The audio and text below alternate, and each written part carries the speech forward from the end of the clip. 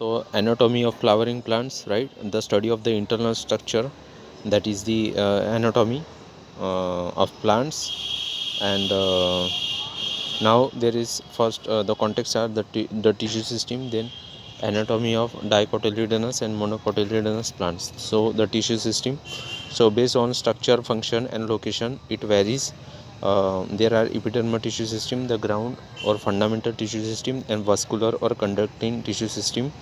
And so this based on structure and location, not the function. And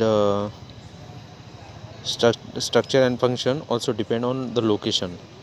An epidermal tissue system has outermost layer, and it contains epidermal cells, stomata, and epidermal appendages, trichomes and hairs. The epidermis forms primary plant body, and these are single cell layer and parenchymatous and large vacuole, and it has cuticle and the waxy thick layer, and then that prevents the water loss, then absent in roots and stomata. Okay, present in epidermis of leaves, and regulate transpiration and gases exchange. And now each stomata composed of two bean shaped cells, these are guard cells, has stomatal pore. And in grasses these guard cells, they are dumbbell shaped, and normally it is bean shaped. See in the diagram, stomata with bean shaped guard cells and stomata with dumbbell shaped guard cells. And the outer layer of guard cells away from stomatal pore is thin, and inner layer that is towards the stomatal pore is thick. See in the diagram. And these guard cells have chloroplast for photosynthesis, and it regulates opening and closing of stomata.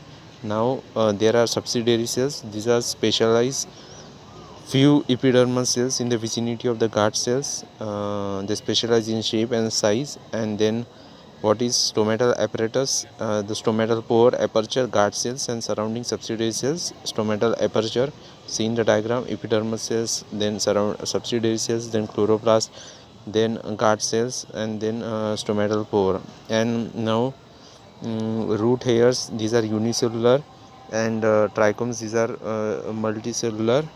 Usually multicellular, they are branch, unbranched, or soft or stiff, may be secretory, and trichomes preventing water loss due to transpiration.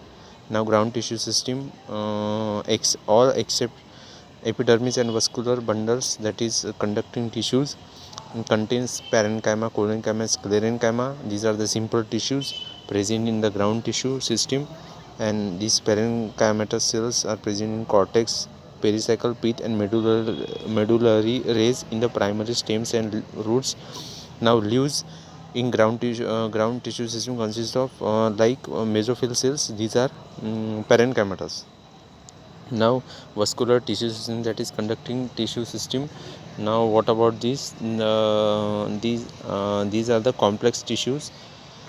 The vascular system consists of complex tissues, that is phloem and xylem. Now xylem and phloem constitute the vascular bundles. Now in dicot stem, the cambium is present between xylem and phloem. So these vascular bundles, because of the presence of cambium, it forms the ability to secondary xylem and phloem tissue. So this is open vascular bundles help in secondary growth, and in monocot where a secondary growth is not possible because the cambium is absent. So the vascular bundles, these are closed vascular bundles. And when xylem and phloem within a vascular bundle are arranged in an alternate manner along different radii, so at radial distance, different radii, these are radial vascular bundles. Example in roots. Now conjoint type of vascular bundles, when the xylem and phloem are jointly situated along the same radius of vascular bundles. So found in this vascular conjoint vascular bundles found in stems and leaves. And the conjoint vascular bundles, they usually have the phloem located only on the outer side of the xylem. See in the diagram, conjoint open, uh, it has like cambium between phloem and xylem and conjoined close. In the second diagram, xylem and phloem has no cambium, and radial, that is xylem and phloem present at radial distance, at alternate radial distance, present in leaves, right? So dicotyledonous stem, cambium is present, and monocotyledonous, they have like cambium is absent, that is closed. Now anatomy of dicotyledonous and monocotyledonous plants. So dicot root, we study the sunflower root. It has epiblema, then the then the cortex, right? The cortex has parenchymatous cells with intercellular spaces, right? Now innermost layer of cortex is endodermis. It is barrel shaped, no intercellular spaces. The tangential as well as radial walls of the endodermal cells have deposition of water impermeable waxy material suberin. These are Casparian strips. Now next to endodermis, parenchymatous pericycle lie. Okay, it is few layered, and then initiation of lateral roots and vascular cambium, that is xylem and phloem.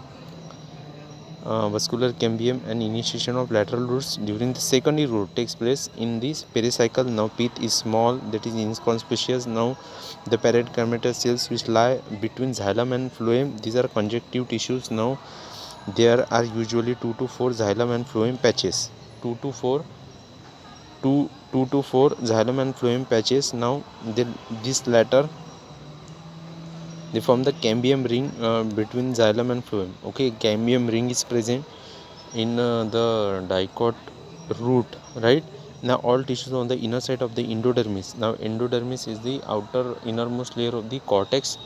Now but all inner to the endodermis, such as pericycle, vascular bundles and pith, they constitute the stele. So you see in the diagram, root hair, epidermis, cortex, endodermis, pericycle, protoxylem, metaxylem, pith and phloem.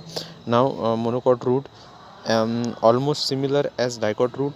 So epidermis, then cortex, then endodermis, then pericycle, then vascular bundle, then pith, but compared to, it has fewer xylem bundles.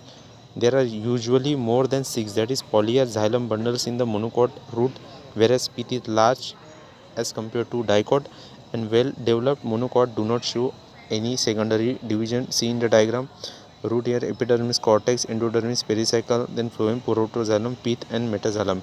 And roots have, both the roots show the exact condition, that is protoxylem form away from the center and metaxylem form towards the center, right? Now now the dicot stem. So the dicot stem that has epidermis, same, then it has like cuticle, then it may bear like trichomes and few stomata. Okay, now there is like epidermis and pericycles constitute. Okay, between the epidermis and pericycle, there is cortex. Now outermost layer is hypodermis, few layers of collenchymatous cells that helps mechanical strain to the young stem. Okay, and the cortical layer, that is middle layer of the cortex, they are thin walled parenchymatous cells, they have intercellular spaces, and innermost layer of cortex is endodermis, same as the root. And now these endodermal cells, they are rich in starch grains, so they are starch sheath. Now pericycle is present on the inner side of the endodermis, means the innermost layer of the cortex, and above the phloem in the form of semilunar patches of sclerenchyma. Okay, in between the xylem bundles, there are few layers of radially placed parenchymatous cells. Okay, now in between where it is, like in between xylem bundles, there are few layers of radially placed parenchymatous cells which constitute the medullary rays. Okay, so medullary rays are present. Now large number of vascular bundles are arranged in a ring. The ring arrangement of vascular bundles is a characteristic of dicot stem. So ring arrangement of vascular bundles, and cambium ring is present in dicot root, right? And vascular bundle is conjoined open for secondary growth, and endach protoxylem means first primary xylem form towards the center. Okay, and A large number of rounded parenchymal cells with large intercellular spaces with which occupy the central portion constitute the pith. So pith is, I think, it's a kind of conspicuous. Okay.